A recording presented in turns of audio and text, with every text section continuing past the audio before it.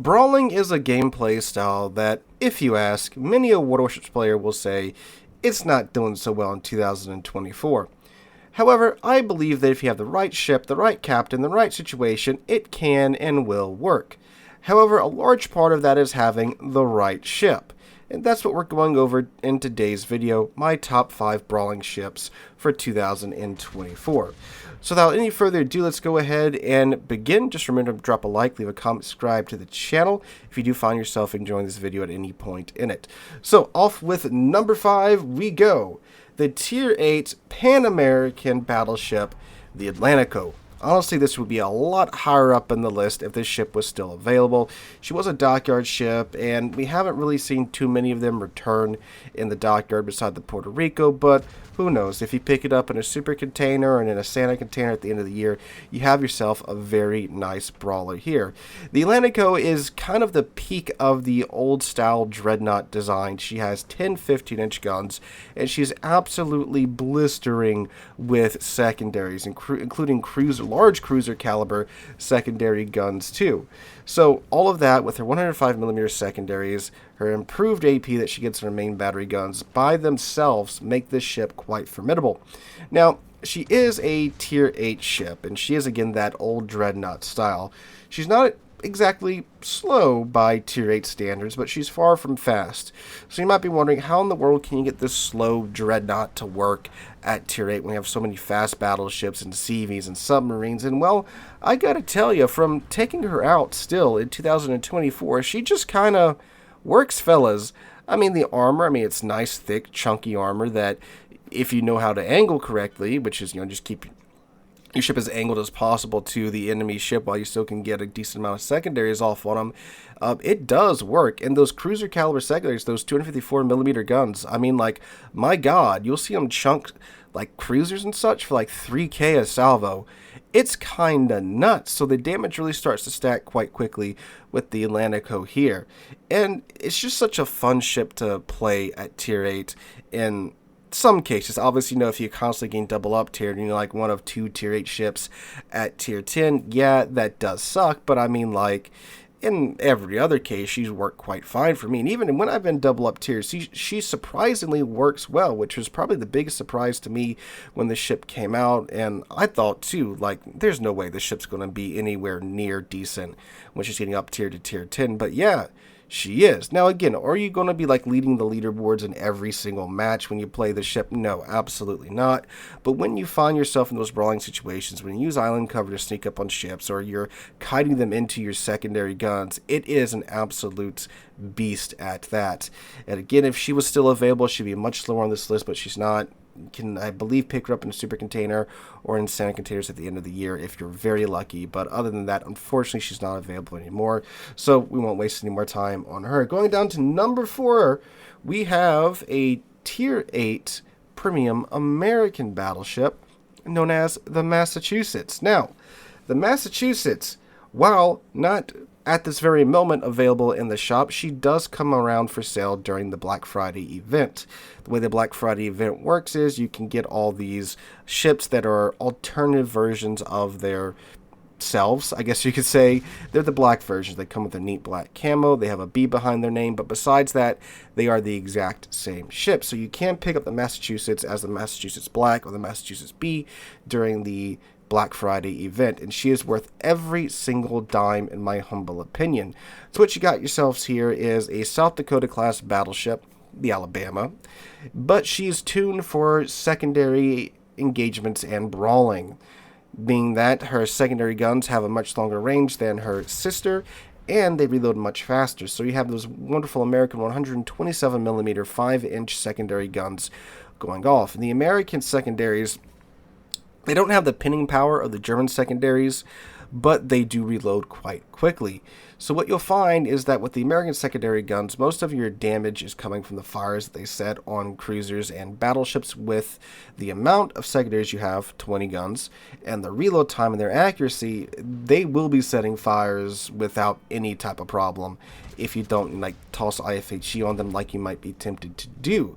So you have that going for you. You have 9 16-inch guns at tier 8, and you also have the improved American battleship Hill and a faster cooldown time on both your heal and your damage con, which really helps propel the Massachusetts to be a really, really durable Tier 8 battleship. You can use that heal and that damage con to just brute force your way through a lot of the damage that you are taking, and again, you get that quick cooldown time on them as well, so you get to use it more often. And that has let the Massachusetts be an absolute beast of a brawling battleship. And she was the first American and I guess you could say, well, I mean, we've had a couple more that are pretty good at it, but she's, in my opinion, the only really, really good American brawling battleship because of that. Now, her main battery guns are less accurate than the Alabama. If you played the Alabama, you might be thinking, ugh, because the Alabama's guns, while pretty good, do have their moments. And yes, you gotta pay for the secondaries and the improved cooldown time of the heal and the damage con somewhere, and that's where the Massachusetts pays for it in her main battery guns. So yeah, they're not that accurate, but you know, when you're engaging targets from within your secondary range, it really doesn't matter.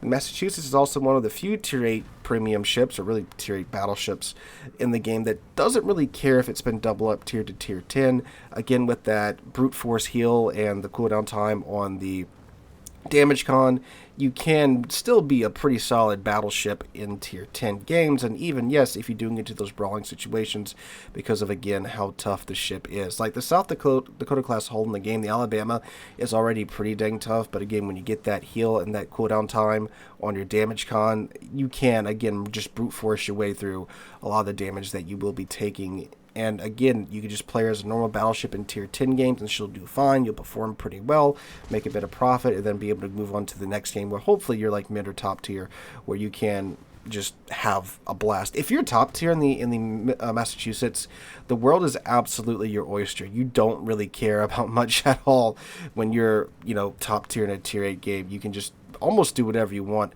in most cases. Of course, I'm not saying you can go sail broadside to the enemy team and be fine. No, but as far as like brawling and such, it's just so much better when you're a top tier. So yes, definitely pick the ship up when you do have a chance during the Black Friday event.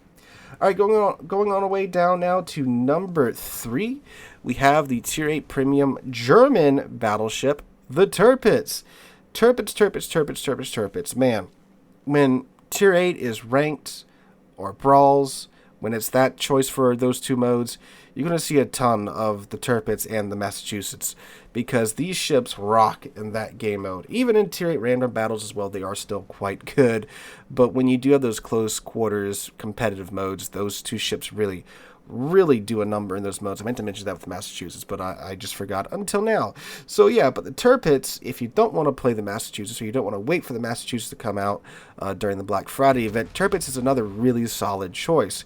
And in my opinion, is of course a better brawler. Why? Well, because you get the German secondaries with the improved HE pins, whereas the American pins on the 127mm guns, again, aren't that great. Those are more about fire damage. With the Tirpitz, you get the improved German HE pins, meaning that the secondary guns can pin a lot more armor than the American secondary guns can do. And you still get a ton of them on the Tirpitz, and they still are pretty good fire starters. So you get more alpha damage off of the secondary hits, you're still setting fires, and, well, it's bolted to a tankier hull here with the Tirpitz. And the Tirpitz also gets torpedoes, so that's pretty lovely. All that on a ship that has 8 15-inch guns is absolutely screaming fast. I mean, if you look at how well armored the Bismarck and the Tirpitz are, it's kind of ludicrous that they can go, 32 knots. Then you can get that up a couple more knots with the speed flag. That's kind of dumb, but my God, it makes it so easy to close the distance when you're trying to force someone into a secondary brawl. And even today, with a lot more of these battle cruisers that we've been seeing getting added to the game, Tirpitz still has it with the speed. And again, it's still very well armored, unlike, those battle cruisers are. They have to give up their armor for their speed. Tirpitz is just fast, right? So you got that, the torpedoes, the secondary guns, the armor, the 15-inch main battery guns. They are, well, as I'm sure most of you know, German guns aren't that accurate, unfortunately, when it comes to battleships, but with the fast reload time that you get out of the guns, even without even building into it, like I do not have any. Well, I mean, you can't really do anything because it's a Tier 8 battleship, right? But as you can see in the background, we're still cranking off shells from the main battery guns at a pretty good clip. while we're still getting secondary damage from the secondary guns. And again, the torpedoes are the great equalizer. So if you need a tier 8 battleship to get you through ranked or brawls, or you just want to have a blast brawling in random battles, look no further than the Tirpitz. And again, she is currently available year-round at the time of making this video.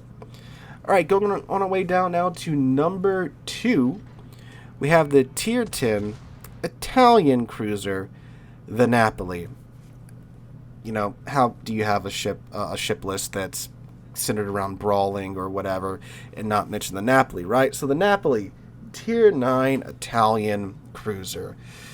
Man, this is a bit of a ludicrous ship. I really don't know how this ship is still at the place it's at without having even been touched by the nerf bat. And I know, like, there's many of you out there that kind of, you know, cringe every time I say that because you're afraid that because I say that, Wargaming is going to turn around and nerf it. And I'm just saying, I'm really surprised they haven't, because this ship is just downright strong.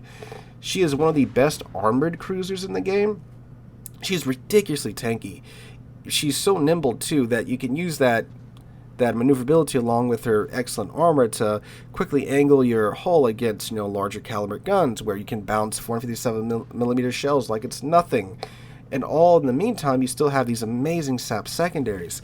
So the Napoli, by the way, she does of course get sap secondaries. If you just missed me saying that, they are the 90mm guns, but because sap has a higher penetration value than the HE shells, it doesn't really matter. They can pin what they need to pin and do the damage they need to do. And then when it comes time for the 155mm guns, then they really, really lay down the hate with their sap alpha and their sap pins. And they're just by its nature, because it's a secondary cruiser, they are the single most accurate secondary guns in the game. Like, Wargaming has set them to be the most accurate secondary guns in the game. So they don't really miss. And unlike the battleships we mentioned, you don't have to build up the secondary accuracy with the Napoli secondaries. They just are accurate. And then you take the secondary battery skill that they included a few patches ago, and now you have long-range sap secondary guns on a cruiser that's tanky, maneuverable, has torpedoes for those drive-bys or for the times where you need to level the playing field. And on top of all that, she has exhaust smoke, so you can pop that, go undetected, pop your fighter plane, it'll spot for you, and now you can just dock ships down with your sap secondaries. Not even to worry about using your main battery guns. So many Napoli players do that. They pop their smoke, pop their plane, they just let the secondaries do the work, and they sit on mountains of damage and dead ships, because that is how crazy the Napoli is.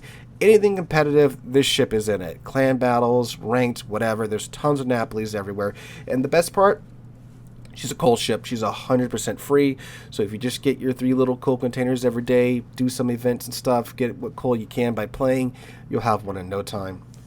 Alright, going on down now to our honorable mention, because I couldn't leave this ship out of this list. It would break my heart. The tier 10 German battleship, the GK.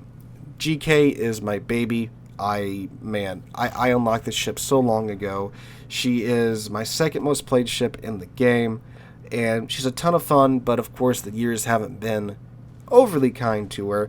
Of course, we've had quite a few more secondary ships come out. The way that high tier meta has devolved isn't really conducive to, well, secondary close quarters engagement, but she still got it in my opinion. Again, when you have as many battles on the GK as I do, it can still work. And you know, she has 12 16-inch guns, not the largest guns by tier 10 standards, but they pack a punch. You got the 12.5 kilometer secondaries now, since they did the commander rework and such. And you know, she still got it. Hydroacoustic search, good armor, good speed, massive hit pool. Yeah, you get farmed down a lot, but you know, it's the price we pay for having fun, right? So, moving on from the GK down to what has, in my opinion, replaced her as the best tier 10 brawling ship, the tier 10 German battle cruiser, the Schlieffen. Yeah, no mystery as to where this thing was going to be coming in and on this list, right? I mean, my God, the Schlieffen, 12.5 kilometer secondaries. You can basically get your concealment range down to that secondary range. She goes 35 knots. You get 2 racks of torpedo tubes per side that go 13 kilometers. You get hydroacoustic search. All of this on one ship. It's kind of nuts. Now, of course, you pay for that in terms of survivability. She doesn't have the 32mm bow and stern. She does have an icebreaker bow, though, so you got a pretty big schnoz there that can bounce a lot. But if you run to someone that knows your armor scheme and knows your armor layout, they'll just poke you in the upper nose, and, well, it goes right through. And, of course, you do have a much, much lower HP pool than what you'll find on other Tier 10 battleships, right? But you are an absolute insane brawler because of it. You get, like, literally, I think it's 34, 36 guns per side on the Schlieffen, which is absolutely ridiculous. That's literally like old school Spanish galleon level of guns that you have on your broadside. It is just completely crazy. And if you've been on the receiving end of it, you know how crazy it is. And like when the Schlieffen came out, I obviously got her as fast as possible, right? But, you know, then I started playing some other ships, and I think some new destroyer lines came out, and I was playing those. Then I'd run to a Schlieffen, and it's just like a never-ending hail of shells coming down upon you. It is nuts. And then, of course, if you have Lucians, you get 100 secondary hits, which takes like 30 seconds in the Schlieffen, if that, right? And now you've got a faster reload on a battleship on a battle cruiser, that goes 35 knots. It can run pretty much anything down. Excellent concealment. They can hydro torpedoes. The thing is absolutely crazy, and you do have to be careful again with your lower hit points and your thinner armor. But when you take your time, pick out those fights, find those ships that are alone, or maybe there's only one or two of them together, and you just run at them. What are they going to do? By the time your secondaries start firing and you get spotted, you're already within your secondary range, right? Now, of course, there's a CV or a submarine or a DD around that does change things up, but you can do a lot with that concealment and all of those excellent equipment, all that excellent equipment that the Schlieffen does have. It is an absolute beast of a ship and a fantastic ship and a fun ship to play, in my humble opinion. So guys, leave it in the comments down below. What are your top 5 brawling ships? Do you think brawling's dead? Do you think it can still work in today's World of Warships? Let me know all that good stuff in the comments down below. Hope you guys have a wonderful Monday and wonderful rest of your week. Hope to catch you guys in the next one.